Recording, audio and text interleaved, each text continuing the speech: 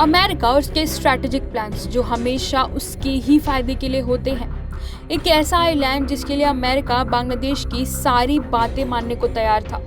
America इस island के लिए बांग्लादेश की पूर्व प्रधानमंत्री शेख हसीना से सौदा कर रहा था।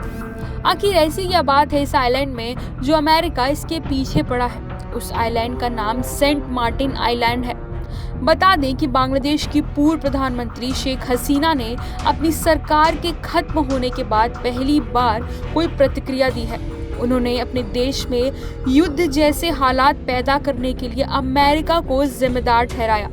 अपने करीबी सहयोगियों के माध्यम से मीडिया को भिजवाए एक मैसेज में हसीना ने आरोप लगाया कि अमेरिका को सेंट मार्टिन आइलैंड नहीं सौंपने के कारण उन्हें सत्ता से बेदखल होना पड़ा। उन्होंने कहा, मैंने इस्तीफा दे दिया है ताकि मुझे लाशों का ढेर ना देखना पड़े। मैं सत्ता में बनी रह सकती थी यदि मैंने सेंट मार्टिन आइलैंड की कमान अमेरिका को समर्पित कर दी होती। अब सवाल उठता है कि आखिर अमेरिका सुदूर बंगाल की खाड़ी में छुपे एक छोटे से आइलैंड के पीछे क्यों पड़ा है और इसे हासिल करने से उसका क्या फायदा है?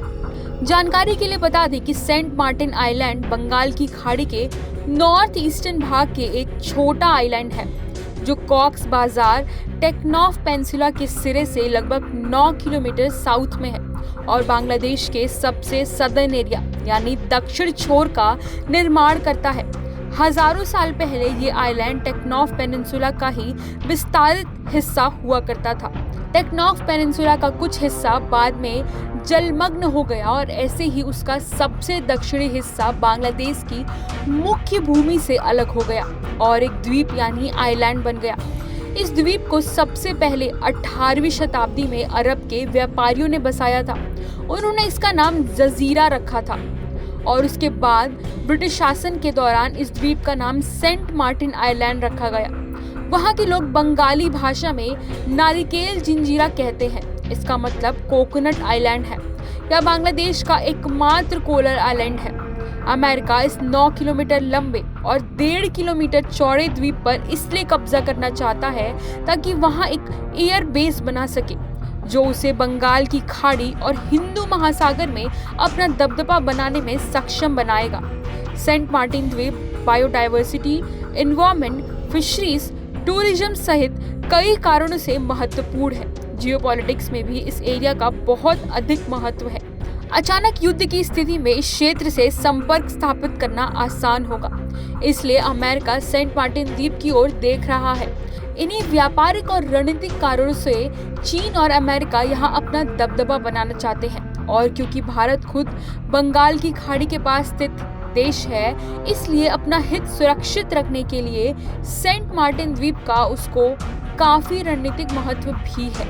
अमेरिका की दिलचस्पी का कारण यही है कि अगर वह इस द्वीप पर कब्जा कर लेता है तो यहाँ से पूरे क्षेत्र को नियंत्रण कर सकता है, जिसमें चीन और भारत भी शामिल है।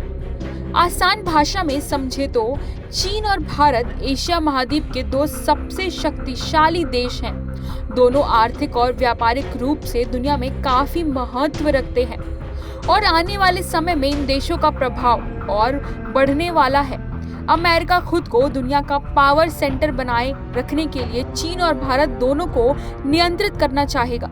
इस काम के लिए उसे इस रीजन में एक जगह चाहिए जहां वो अपना सेटअप लगा सके, इसलिए उसकी नजर बांग्लादेश के सेंट मार्टिन द्वीप पर है। इसके साथ ही शेख हसीना ने कुछ समय पहले कहा था कि बांग्लादेश और म्यांमार का कुछ हिस्सा लेकर पूर्वी तिमोर जैसा एक ईसाई देश बनाया जा रहा है। इसकी साजिश चल रही है।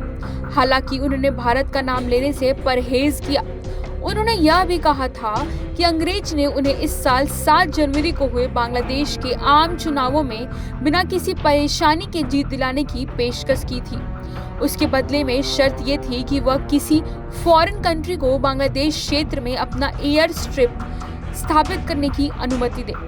हालांकि अब शेख हसीना के बेटे साजिब वाजेद जॉय ने दावा किया है कि उनकी मां ने इस्तीफा से जुड़ा कोई बयान नहीं दिया है। जॉय ने सोशल मीडिया पर लिखा कि एक अखबार में उनकी मां के नाम से जारी बयान जो अमेरिका के नाम पर सामने आया है वो पूरी तरह से झूठा और मनगढ़ंत है। जॉय ने कहा, मैंने मां से बात की और उन्होंने बताया कि ढाका छोड़ने से पहले या बाद में ऐसा कोई बयान नहीं दिया है। एक रिपोर्ट के मुताबिक शेख हसीना ने अपनी करीबी सहयोगियों के माध्यम से मीडिया को भिजवाए एक मैसेज में दावा किया था कि उन्हें सत्ता से हटाने में अमेरिका का हाथ है।